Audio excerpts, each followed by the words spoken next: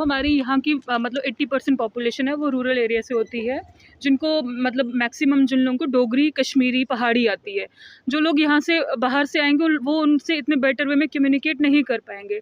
तो मैं आपको सर बताऊँ, डॉक्टर पेशेंट रिलेशनशिप की जो रूट होती है वही कम्युनिकेशन होती है। पहले पेशेंट आके अपनी हिस्ट्री बताता है, अगर डॉक्टर वो हिस्ट्री ही अच्छे से ग्रास्प नहीं कर पाएगा तो वो आगे डायग्नोसिस कैसे बनाएगा, ट्रीटमेंट कैसे चलेगा।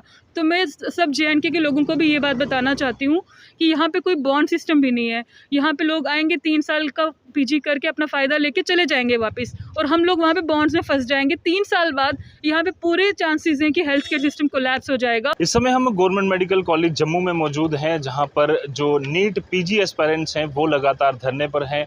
कल भी लगातार जो मूसलाधार बारिश हुई उसके बाद भी ये जो एस्पायरेंट्स हैं वो लगातार सड़कों पर थे। मांग थी कि जो ऑल इंडिया कोटा में जम्मू और कश्मीर की सीट्स कंबाइन होने जा रही हैं, जो मर्ज होने जा रही हैं, वो सरकार जो है अपना फैसला टाल दे और यहाँ जो एस्पायरेंट्स हैं जो PG करना चाह रहे हैं, जो MBBS एस्पायरेंट्स हैं, उनके लिए एक फेयर चांस जो है वो मिले। इनसे बातचीत करेंगे कि पूरा मामला क्या है और किस तरह से अगर ये AIQ में सारी सीट्स मर्ज हो जाती हैं तो इन एस्पिरेंट्स को नुकसान होगा। आपका नाम?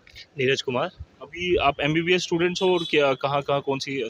हम MBBS क्लियर कर चुके हैं। अभी हमने नीट का एग्ज़ाम दिया था। We are appear for NEET PG counselling. ठीक है, तो अभी जो AIQ बता रहे हैं कि ऑल इंडिया कोटा में ये जो जम्मू कश्मीर की कुछ सीट्स हैं वो जो मर्ज होने जा रही हैं, कि कितनी सीट्स मर्ज हो रही हैं और किस तरह से आपको नुकसान होगा? एक्चुअली हमारी स्टेट के पास 543 सीट्स हैं, जिसमें से 50% GMC जम्मू, 50% GMC श्रीनगर और 100% सीटें स्किम्स की ऑल इंडिया कोटा में पूल होंगी, जो अभी प्लान बना रही है हाँ। सरकार। तो out of that 543 we are almost left with 198 seats, including clinical, paraclinical and non-clinical seats. And for that 198 seats, we have competition almost 3,500 students competing for that 198 seats. Across India? No, across JNK. Okay. And among that 198 seats, 50% are reserved. So we are, for unreserved category, we are almost left with 90, 98, 99 seats, including clinical subjects, paraclinical subjects and clinical subjects. Right. Yes. तो अभी अगर ये हो जाता पूरा तो कितना, मतलब स्टूडेंट्स को कितना नुकसान है? एस्पिरेंट जो भी इंटर्न्स हैं या फिर MBBS अब लास्ट उनका सेमेस्टर आएगा, कितना नुकसान होगा? सर जो भी अब से हमारा बैच और जो फर्दर बैचेस आएंगे उनके लिए ये नुकसान है कि जो हमारी स्टेट है उसकी 50% सीट्स तो इंक्लूड होंगी ही होंगी, लेकिन जो हमारा सबसे अच्छा कॉलेज है JNK का स्किम्स, उसकी 100% सीट्स इंक्लूड हो जाएंगी। तो आप ऐसे कह सकते हो कि 35% सीट्स हमारी बच जाएंगी और 65% सीट्स जो हैं इंक्लूड हो जाएंगी। उसके अलावा सर जो कुछ कह रहे हैं कि हम भी बाहर जा सकते हैं, बट उसमें सर इशू ये है कि हमारी जो UT है यहाँ कोई बॉन्ड्स नहीं है। बाहर की आप जितनी भी स्टेट से लो वो फर्स्ट अपने सिटीजन्स को प्रेफरेंस देने के लिए बॉन्ड्स रखती हैं, ताकि कोई भी अगर बाहर का आए तो वो सोचे पहले कि मुझे बॉन्ड सर्व करना पड़ेगा, और अगर कोई बॉन्ड सर्व नहीं करता सर उसके लिए मतलब इतनी बड़ी पेनल्टी है कि हम पे नहीं कर सकते। हम क्या, कोई भी पे नहीं कर सकता। बॉन्ड क्या है, थोड़ा समझाओ। सर होता क्या है कि जैसे कोई बाहर का स्टूडेंट JNK से अगर MBBS करेगा, अगर ऑल इंडिया कोटा लागू हो जाता है, उसको सर 3 ईयर्स अपनी PG कंप्लीट करनी है, फिर वो आराम से जा सकता है। उसको कोई यहाँ पे किसी के साथ कुछ नहीं है। हम बाहर जाएंगे, हमें यह है कि हम अंडर बॉन्ड होंगे, हमें है कि हमें पहले अपनी PG कंप्लीट करनी है, उसके बाद हमें क्या वहाँ की जो गवर्नमेंट है वहाँ जॉब करना पड़ेगा। अगर हम जॉब मिनिमम 1-3 साल सर ये वेरी कर रहा है, मिनिमम होता है 2 ईयर्स, 1 ईयर्स और ये अप टिल 10 ईयर्स तक है। तो लोगों को सर्व करना है। हाँ, और सर वो पेनल्टी अप टू करोड़ में पेनल्टी है। तो आप खुद सोचो कि मतलब जो हमारे बच्चे हैं जो JNK हैं, उनके पहले जैसे इन्होंने बताया सीट्स कम हो रही हैं, उसके बाद हमें अगर बाहर जो बोल रहे हैं कि आपको मिल रही हैं सीट, उसमें भी हमें सर प्रेफरेंस नहीं है, बॉन्ड्स हैं वहाँ पे। तो हमारे लिए एक बहुत ही मुश्किल स्थिति है। आपको लगता है जैसे जम्मू कश्मीर में अगर बॉन्ड नहीं है तो बाकी जो बाहर से एस्पायरेंट्स अगर यहाँ आ जाते हैं PG करने, तो वो यहाँ पर पढ़ के तो फिर बाहर जो है वो अपनी जो प्रैक्टिस है वो किसी भी और कॉलेज? सर बिल्कुल ऐसा ही करते हैं। अगर मैं किसी स्टेट में जाऊँगा तो मेरी यही प्रेफरेंस होगी कि मैं वहाँ से अपनी PG कंप्लीट करके वापस अपनी स्टेट में आऊँ। जो बाहर से आएगा वो प्रेफर करेगा कि जम्मू में आए, क्योंकि वो देखेगा कि यहाँ कोई बॉन्ड नहीं है। तो आप खुद जो बच्चे बाहर के यहाँ आएंगे वो सर्व करके चले जाएंगे, जो यहाँ के बच्चे हैं वो बाहर बॉन्ड्स में रहेंगे। और जो आपके एक स्पेशलिस्ट की जो एक पहले से लैग है हमारे जो स्टेट में, वो इंक्रीज़ ही होगा सर इससे। और क्योंकि UG भी ज़्यादा हो रहे हैं हमारे, जब UG आ रहा है तो आगे से बॉटल नेक की तरह बन रहा है। ये इतने पीछे से एस्पिरेंट्स हैं, आगे सीट्स इतनी हमारी छोटी हो गई हैं, कम हो गई हैं, तो हम क्या कर सकते हैं सर? तो अभी जो UG स्टूडेंट्स हैं कितने हैं वो?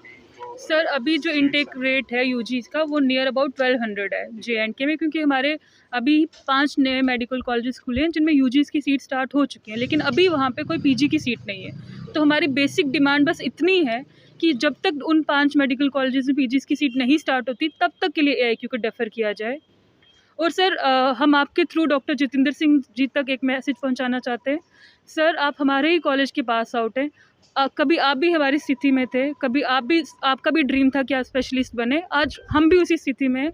हमने बहुत मेहनत करके 7 इयर्स हो गए, हम 2015 बैच के हैं, 7 इयर्स हो गए हम लोग को मेहनत करते हुए, सिर्फ इसलिए क्योंकि हमारा भी सपना था कि हम डर्मेटोलॉजिस्ट बने, फिजिशियन बने, गायनोकोलॉजिस्ट बने। तो सर हमारी आपसे एक ही विनती है, हमें 1 महीना हो गया आपसे रिक्वेस्ट करते हुए, 1 महीना हो गया आपकी अपॉइंटमेंट सीख करते हुए, लेकिन हम आप तक नहीं पहुंच पा रहे हैं। तो हमारी आपसे एक ही विनती है कि सर आप हमारे मैसेज को ज़रूर सुनें। हमने अपनी रिप्रेजेंटेशन भी आप तक पहुंचाने की बहुत कोशिश की।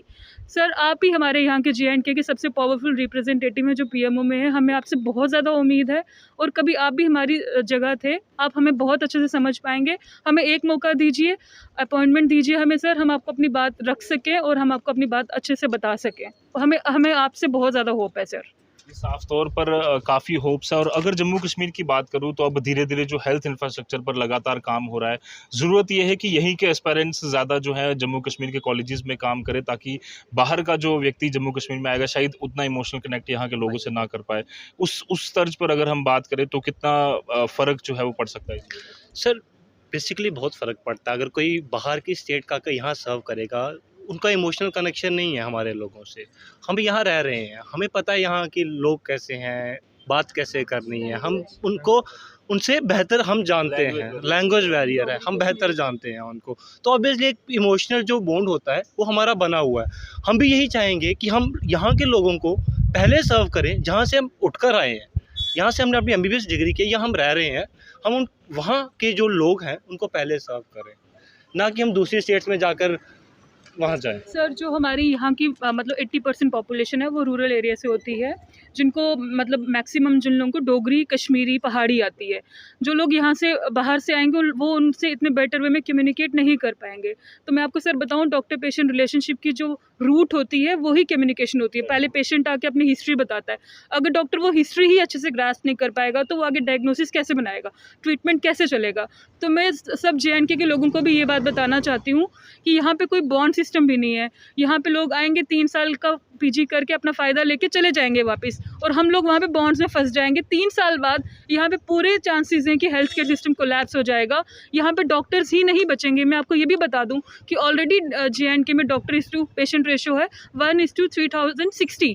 अगर हम लोग यहाँ पे ऑलरेडी इतनी किल्लत है, आपको ये भी पता होगा जो पेरिफेरीज में मेडिकल कॉलेज खुले उनमें अभी तक सिर्फ 20-30% फैकल्टी पूरी हो पाई है। ऑलरेडी यहाँ पे डॉक्टर्स की इतनी कमी है और हम लोग भी वहाँ जाके बॉन्ड सर्व करने में लग गए। 3 साल बाद पूरे चांसेस है कि हेल्थ केयर सिस्टम कोलैप्स हो जाएगा, यहाँ पे कोई डॉक्टर ही नहीं होगा, पेशेंट्स जाएंगे किसके पास। तो मैं JNK की पूरी पब्लिक से ये अपील करना चाहती हूँ कि ये सिर्फ डॉक्टर्स का मसला ना होके ये पूरी पब्लिक का मसला है। प्लीज़ हमारी सपोर्ट करें, हमारे लिए आगे आएँ, हम लोग ही आपके सेवियर्स हैं। हम लोगों ने बहुत कुछ देखा, कोविड भी रहा पीछे, हमारा बहुत लॉस हुआ, आज हमें आपकी ज़रूरत है, तो आप प्लीज़ हमारे लिए खड़े होएं। साफ तौर पर एक सवाल जो सरकार द्वारा या लोगों द्वारा आपसे पूछा जा सकता है वो ये है कि आप लोग भी तो पूरी तरह से एलिजिबल हो, बाकी स्टेट्स में जाकर सब कुछ कर सकते हो, तो आप लोग इतना ज़्यादा क्यों नाराज़ हो? आप भी जाइए, कम्पीट करिए बाकी स्टेट्स के कैंडिडेट से और फिर अपना जो फेयर चांस है वो लीजिए। सर मैं ये कन्फ्यूजन दूर करना चाहता हूँ। कई लोगों को लगता है कि हम एलिजिबल नहीं हैं, हम सब के सब एलिजिबल हैं। अगर अभी ऑल इंडिया कोटा लगता भी है, उसके बावजूद हमें कोर क्लिनिकल सीट्स मिल रही हैं, सबको मिल रही हैं। बट सर ये कलेक्टिव बात है ना, अब हम ये तो नहीं देख सकते मैं ये देखूँ कि मुझे सीट मिल रही है और मेरे साथी वाला सफ़र कर रहा है तो मैं अपनी सीट लेके खुश हो जाऊँ, जबकि उसका लॉस हो रहा है, वो डिज़र्व करता था। और उसका जो लैक कहाँ हो रहा है, हमारी जो स्टेट की सीट्स में लैक है।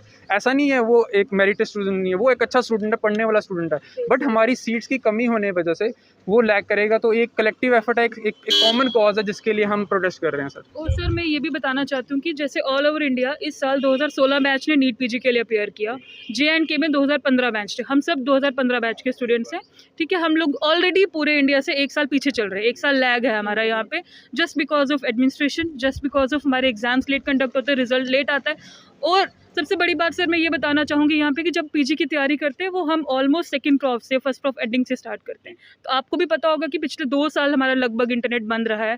तो जो PG की कोचिंग होती है हमारी वो ऑनलाइन होती है, जैसे मतलब बड़ी सारी ऐप्स होती हैं जो कोचिंग देती है, मैरो, डैम्स वगैरह।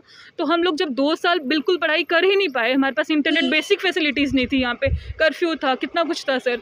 तो ऑलरेडी मैं इस एक एग्जांपल भी देना चाहूँगी सर।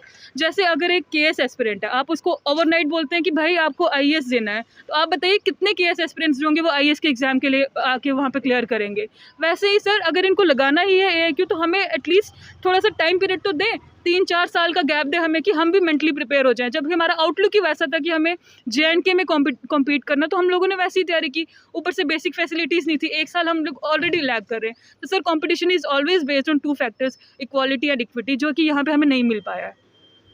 तो साफ तौर पर जो एआईक्यू का फैसला सरकार अब लेने जा रही है उस पर इन एस्पिरेंट्स की नाराज़गी है कि जब तक जो मेडिकल कॉलेजेस जम्मू कश्मीर में बन रहे हैं, जैसे बारामूला है, अनंतनाग है, उधमपुर का कॉलेज बन रहा है, कठुआ में भी पीजी की सीट्स आनी बाकी हैं, कई सारे और कॉलेजेस हैं जहां पर पीजी की सीट्स जो है वो अभी नहीं आई हैं, तब तक इनको एक फेयर चांस जो है वो दिया जाए और जो सीट्स मर्ज करने की बात सरकार कर रही है उस पर एक पुनः विचार करे और एक फेयर चांस जो है इन एस्पिरेंट्स को मिले। अपनी राय कमेंट बॉक्स में जरूर दर्ज कराएं। फिलहाल के लिए मुझे और मेरे कैमरा पर्सन साहिल शर्मा को दीजिए इजाजत। धन्यवाद।